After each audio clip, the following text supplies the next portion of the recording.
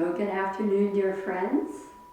It's Maum, live streaming from the temple at 4:15 on Sunday, December 17th. This is a continuation of our morning service, which was halted due to some unexpected technical interruptions. But now we will continue. So the topic of our Dharma discussion today is the Buddha's Enlightenment. So let me begin with the Dhammapada reading from the chapter 26, The True Master. Wanting nothing, with all your heart, stop the stream. When the world dissolves, everything becomes clear. Go beyond this way or that way to the farther shore, where the world dissolves and everything becomes clear. Beyond this shore and the farther shore, beyond the beyond, where there is no beginning, no end, without fear, go.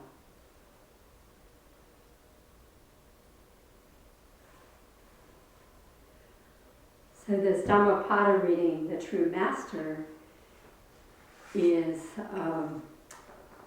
a reflection or a synopsis of the Buddha being an enlightened being. So this coming weekend, beginning on Friday, January 22nd, at 8 p.m. and continuing through Saturday morning at 4 a.m., we will celebrate the Buddha's enlightenment with a special sitting, and that we hope that you all can join us by Zoom for at least part of that sitting. The Enlightenment Day is one of the very most important events in the Buddhist calendar. So I wanted to talk a little about that, both what the Enlightenment experience was about, and also what this can mean to us in our everyday lives and our everyday context.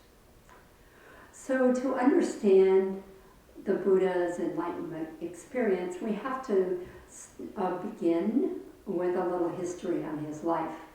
Shakyamuni Buddha, or was known as Siddhartha Gautama, as a child.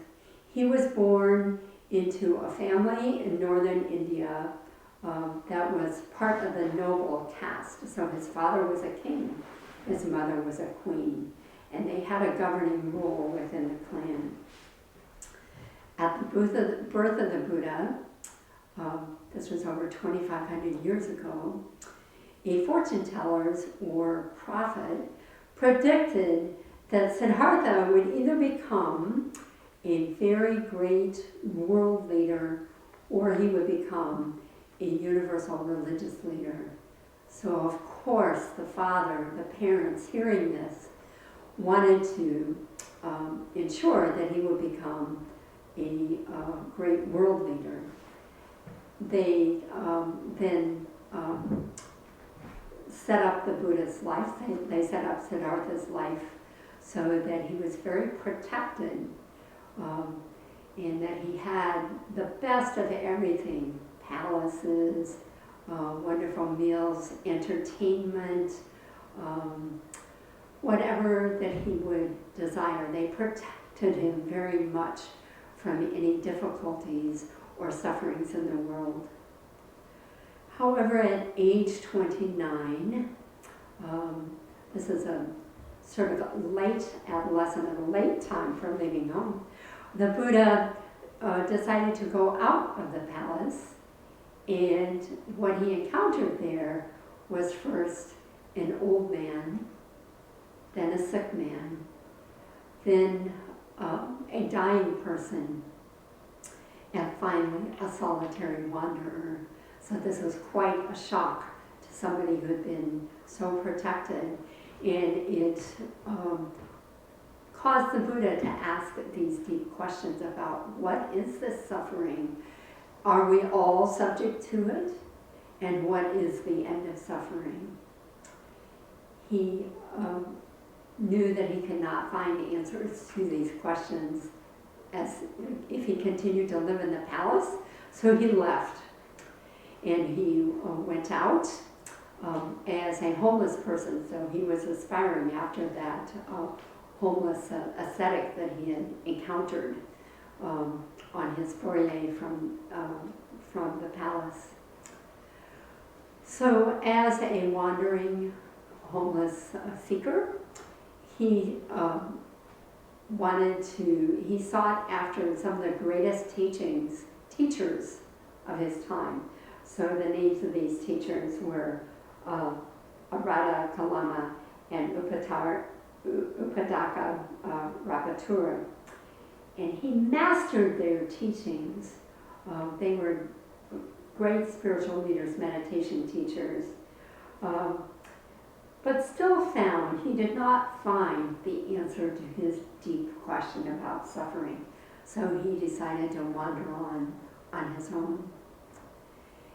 And he encountered a group of ascetics. Ascetic practice at that time was based on the notion that the body and the mind / spiritual practice are in competition with each other. And so in order to attain spiritual insight, you had to quell the body and engage in severe ascetic practices. So he hung out with this group of ascetics for about 6 years, to the point where he stopped taking nutrition. He wasted away. He was taking like 1 sesame seed a day, to the point of almost starvation. And as he was sitting there in this state, suddenly came to him a memory of himself as a child, a very young child, sitting in the orchard, watching a group of men, a group of laborers, plowing the fields. And as a child, he connected with this very deeply, seeing that things were all mixed together. The plowing of the fields, the turning up of the earth, worms, organisms living within the soil, all creatures, those plowing the soils. He just had this sense of very deep oneness. And he knew that this was the type of insight that he was seeking. So he said, well, if as a child I can have this insight and not have to go through the rigors of starving myself to death, what is the point of continuing to be an ascetic? And so he decided to take nourishment. And then after the nourishment, go sit under the Bodhi tree for deep meditation practice to gain deeper and deeper insight into his question. So as he sat in that deep meditation, he experienced many sensations, delusive displays, all sorts of feelings, joy, comfort, ease. He had this vision of 3 beautiful women dancing, and also encountered terrors, pain, ugliness in the form of an army of monsters. And he sat viewing all of these displays with a sense of observation and detachment. During his sitting under the Bodhi tree, he encountered Mara, the temptress. And we like to look at Mara as a part of ourselves, actually, that is, sort of our deepest fears, our deepest terrors. And so Mara came to him in a visual form and challenged the Buddha. He said, "Are you sure you are the one that has Buddha nature? What makes you think that you are the one that is worthy?" So he was very sure of himself at this point, sure that he was on the correct path. So what he did was touch the earth, and you see these statues of the earth touching Buddha. And when he did that, there was a great earthquake. And earthquakes in the stories of the Buddha signal great events. So this particular earthquake signaled the Buddha's enlightenment. He sat on then through the night, and deeper and deeper into the meditative practice. We talk about 3 watches of the night. So during the first watch of the night, what came to him was a review of all of his past lives. And so he could see how he had developed through his ancestry to his current place in the world. So this was a banishing of ignorance. The second watch of the night, he had the experiences of the rebirth of all beings. All beings going through this cycle of birth and death, this cycle of interconnection. He arrived at a deep understanding of karma during the second watch of the night. And then during the third watch of the night, he found the answers to the questions that he had started with. What is the nature of suffering? So he had this great understanding of what suffering is, what its causes are, that there is a way out of suffering, and insight into what the way out of the suffering was. So at age 35, at the end of this auspicious night, the Buddha was a fully enlightened being. He ended his meditation, got up, went out, and saw a morning star. At first, he thought the knowledge that he had gained was so subtle that nobody could possibly understand it. But then he was persuaded to share the knowledge with the world and to teach. And so from this journey of teaching, which lasted about 50 years, comes our legacy of Buddhism that we practice to this very day. So the community of followers grew, and then here we are today. So we celebrate the Buddha's enlightenment sitting every year through this all-night sitting, and some of the elements I refer to we incorporate into the experience. So we divide our practice into 3 watches of the night. So if you're joining us on Zoom from 8 to 10 p.m., that is consistent with the first watch of the night, when the Buddha was aware of all of his past lives. From 10 p.m. to midnight, the second watch of the night, in which the Buddha was connecting with past lives of all beings with his deep understanding of karma. And then midnight to 4 a.m., the Buddha's insights into the 4 noble truths, essentially the nature of suffering.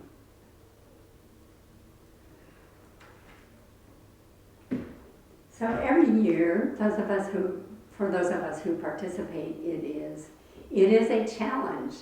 And for the past 15 years or so, there's a core group of us, 3 of us, it seems, that make it through the entire night.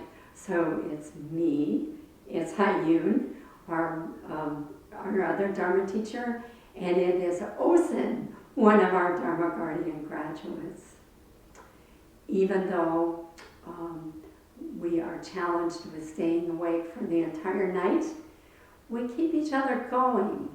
We do it, knowing that this is just a teeny little taste of maybe what the Buddha went through during his enlightenment experience.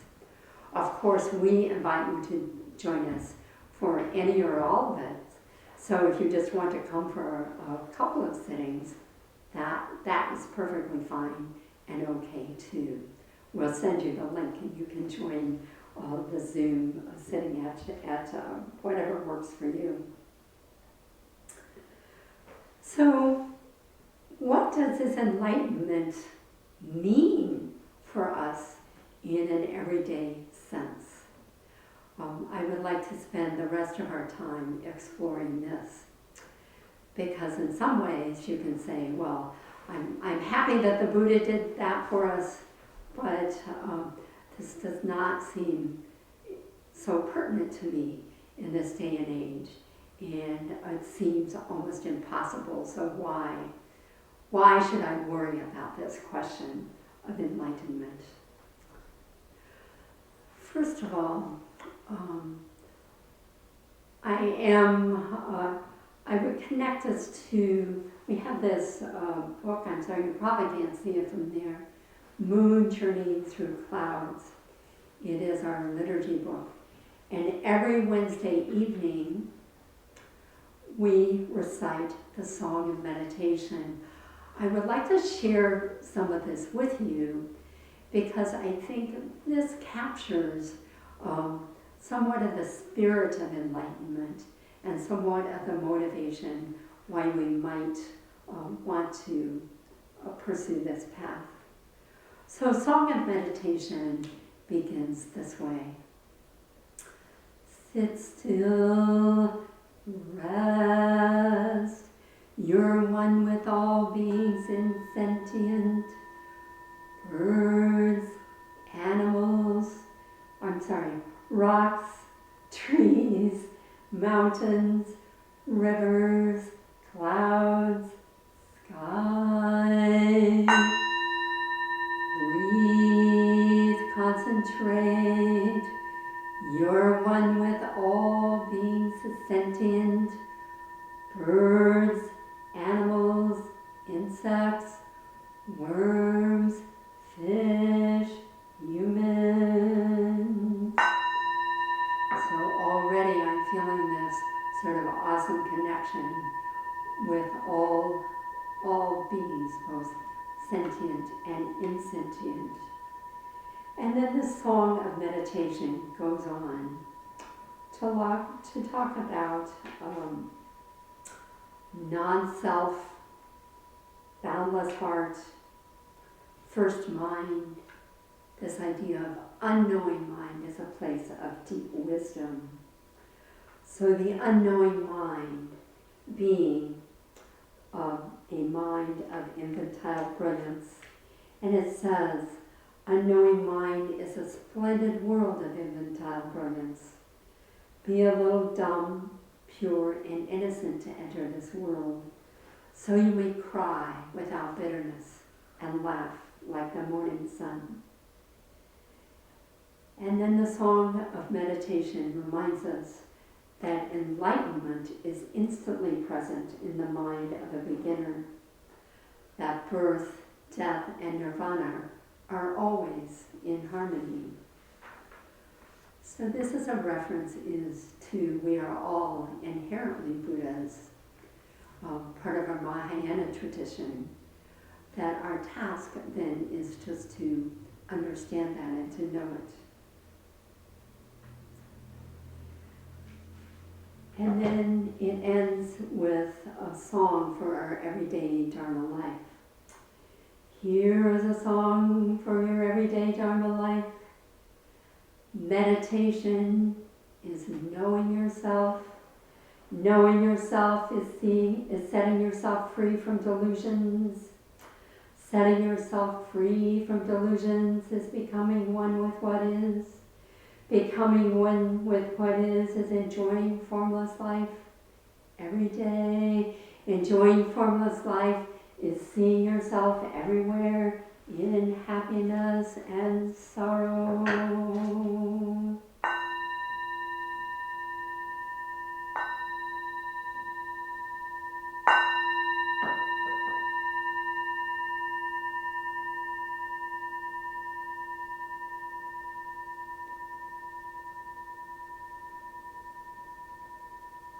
So I find song of meditation as one practice that inspires me to continue to go down this path of deep discovery and enlightenment.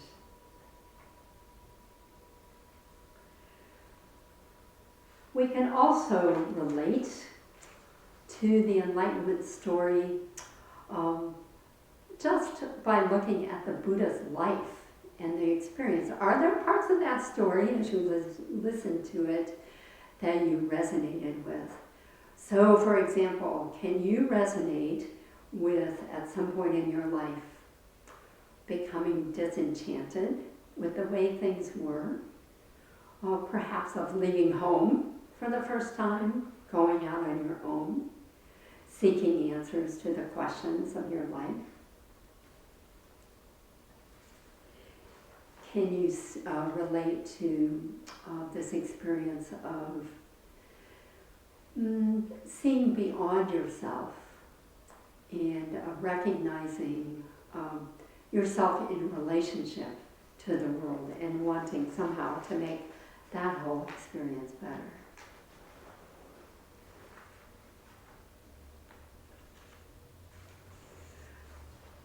So we can be inspired by the Enlightenment story. We can incorporate it. We can look at the life of the Buddha as a way of relating to it. We can also ponder this question of what is enlightenment? And I find this very interesting. I went on the internet and on YouTube to see what various teachers said when they were asked this question, what is enlightenment? So I'm going to give you a few of their answers. This was like a 2-minute YouTube video on what is enlightenment, and the speakers were Buddhist monks, Buddhist practitioners from around the world. Here are some of the answers.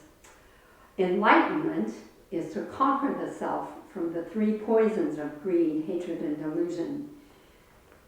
Enlightenment is to be freed of afflictive tendencies, a state that is rooted in reality and motivated by compassion. One person said, enlightenment is the end of suffering. Another said, enlightenment is this idea of emptiness, that everything is interconnected, that we see beyond ourselves and achieve non-duality. And another teacher said, enlightenment is the extinction of all desire. And then one said, it's an amazing state of bliss. So as I listened to that, I thought, this is a bunch of hogwash. I don't know what they are talking about. I cannot relate to this in a very real and meaningful way. And so when we talk about enlightenment and we try to understand what it means from an intellectual point of view, the words fall short and we get into these kind of meaningless stories. And so that automatically takes me to the place of, I don't care. I don't care about this enlightenment. It's not something worth pursuing, not something I understand. Just let me go do my practice and live my everyday life. So my cynical side quickly emerges, as you can see. The enlightenment seems like too much of a distant goal. So engaging in daily practice is good, just keeping in mind that maybe enlightenment will come on its own. There is a scholar, a practitioner by the name of Dale Wright, and he has fairly recently published a book on this topic of what is enlightenment. I would show you a copy, but I do most of my reading by ebooks, so I don't have one to show you. But it's Dale Wright, W-R-I-G-H-T, and the book is called What is Enlightenment? And so he addresses this question very differently. He said, yes, it can be all of these things, understanding the meaning. It can be inspiration. It can be relating to the Buddha's life. It can be practice. But we can also think of it as engaging in a very deep sort of inquiry. He says, actually, this is one of the most important things that we can do in our lives. And I bet you have engaged in at least some of these questions in your lifetime.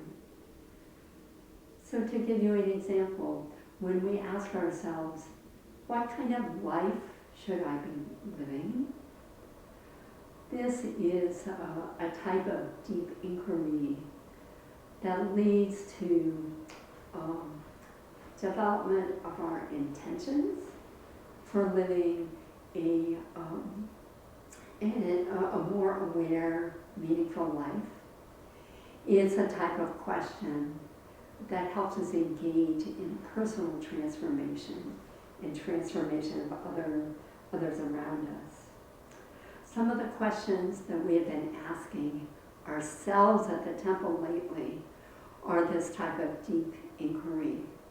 So we have been asking at the temple, what type of community do we want to create, especially as we emerge from the pandemic that we are in and re-engage with each other in a personal way?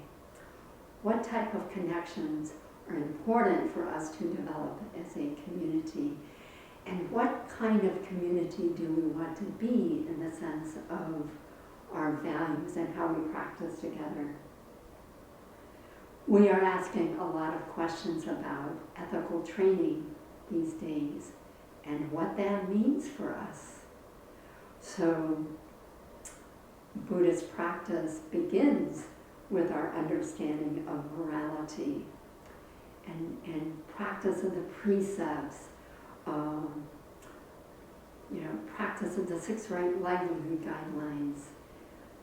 These kinds of things we have in our liturgy, but we want to bring that into our everyday lives.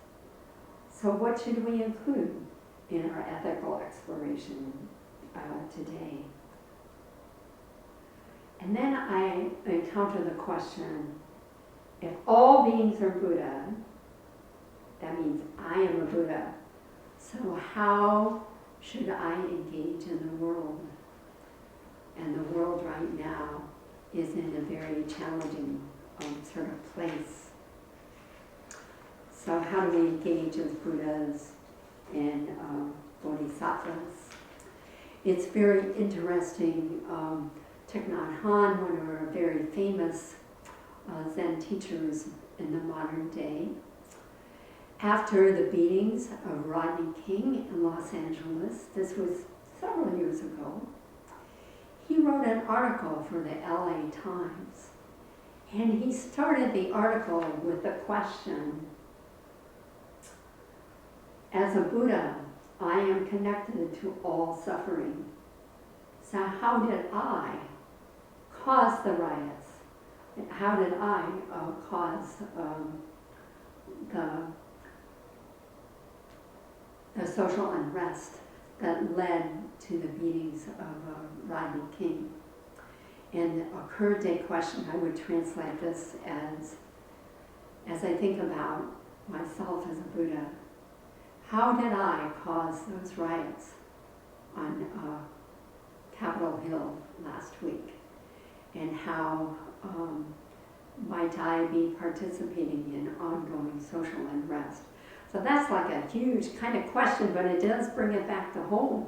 And it makes me reflect deeply on how I interact with others. Are there groups of people that I ignore? Are there groups of people when they call on the phone, I either say, I will answer that call later, or I listen with not my full attention when they are explaining their points of view? Are there people within our Sangha that I am not fully embracing? Recently we had a member come to us and say, in your e-bulletin, I'm sort of feeling left out.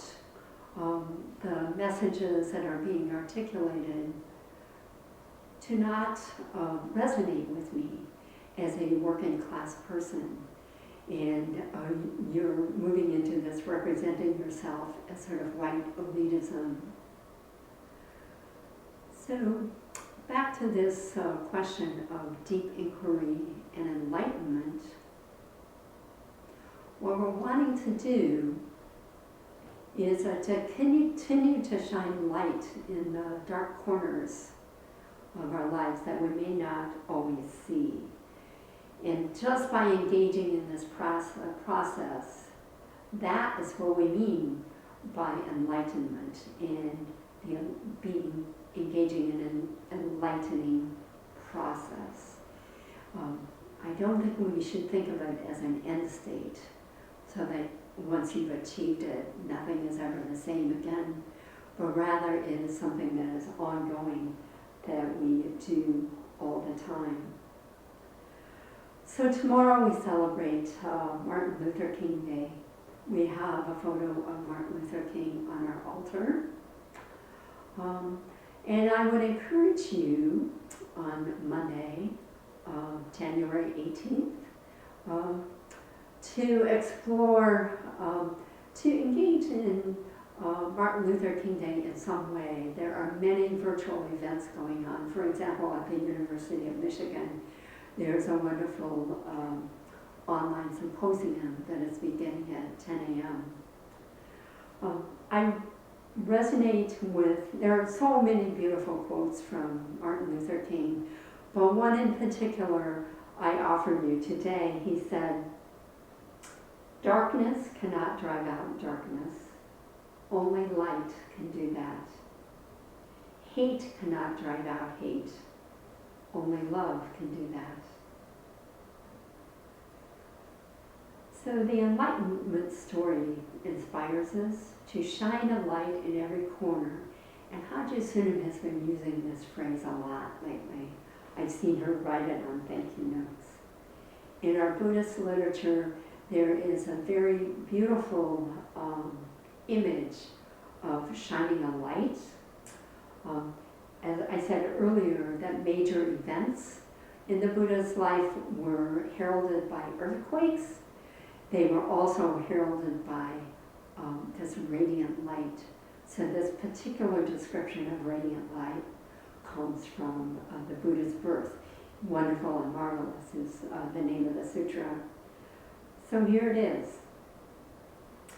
An immeasurable great radiance, surpassing the divine majesty of the devas, appeared in the world with its devas, Mara and Brahma, in this population with its ascetics and Brahmins, with its devas and human beings, and even in those abysmal world intervals of vacancy, gloom, and utter darkness, where the moon and the sun, mighty and powerful as they are, cannot make their light prevail, there too an immeasurable great radiance, surpassing the divine majesty of the devas appeared.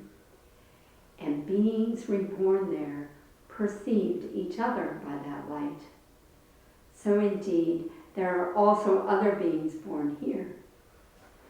And the 10,000-fold world system shook, quaked, and trembled. And again, an immeasurable great radiance, surpassing the divine majesty of the devas, appeared in the world. This too, I remember as a wonderful and marvelous quality of the Blessed One. So please encourage in this coming week, please engage in some deep inquiry, some exploration of your own enlightenment, and something we do for each other. I would like to leave us with a little chant for world peace, and particularly it would be lovely if you could do this over the coming days, leading up to and during the period of the inauguration,